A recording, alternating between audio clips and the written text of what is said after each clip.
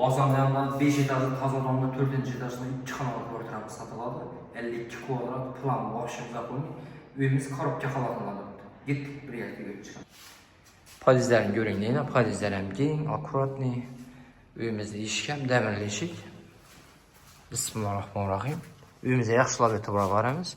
Üyemizin hem biri 100% sual olur. Peslerimizden stasya bağlı. Koridorundan hemen atabilene bağlı. Yanımızda vanna tuvaletine. Görüp dursa bir yandan hemen ataplenesi bağlı.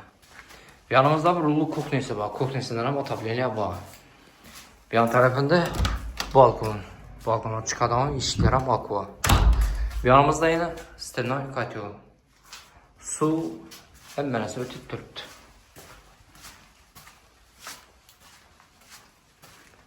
Yanımızda bir rullu spalni var. Bu spalnimizden ama atapleneye bağlı. Aynalarımız aqua. Patologların gipsakardan biraz ötük koydular.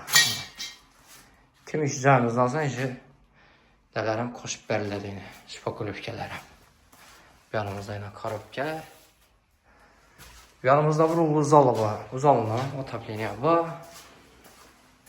Balkona çıkadanla işi aqua. Yanımızda yine bir balkon. Görüp bir öyde 2 balkon var.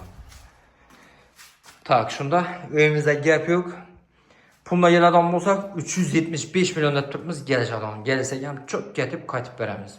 Kime gerek olsa ekran nömrələrimizi koyarız, ekip görürseniz. Esas sağ olun, salamat olun. Etibar üçün rahmet.